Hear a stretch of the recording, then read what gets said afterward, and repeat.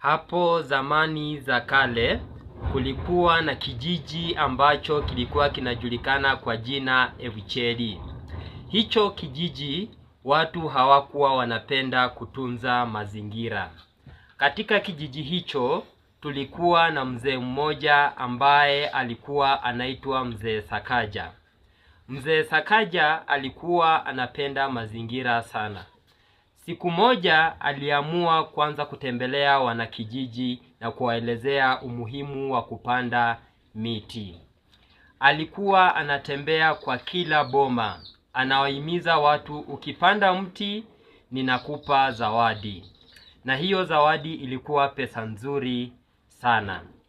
Kwa hivyo watu waliposikia Mzee Sakaja anapeana pesa, walianza kujitahidi kupanda miti. Na wakati huo hatukuwa na mvua. Mvua haikuwa inanyesha kwa sababu miti zote zilikuwa zimekatwa.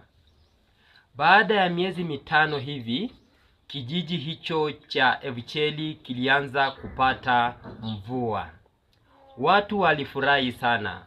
Mzee Sakaja aliweza kuwaelezea kuwa tumeweza kupata mvua kwa sababu ya miti ambazo tumepanda. Watu walifurahia sana jambo hilo la kupanda miti. Mzee Sakaja akaweza kuwaeleza kwamba pia tuende kwa vijiji zingine tuwaelezee umuhimu wa kupanda miti.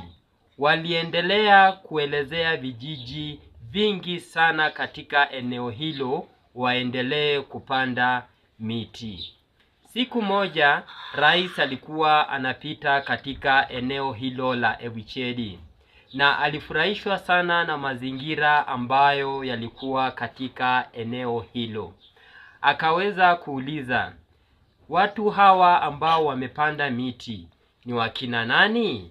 Watu wakajitokeza na kuambia rais kuwa mwenye alianzisha mambo haya ya kupanda miti alikuwa Mzee Sakaja. Mzee Sakaja aliweza kutafutwa na kuja kuona rais.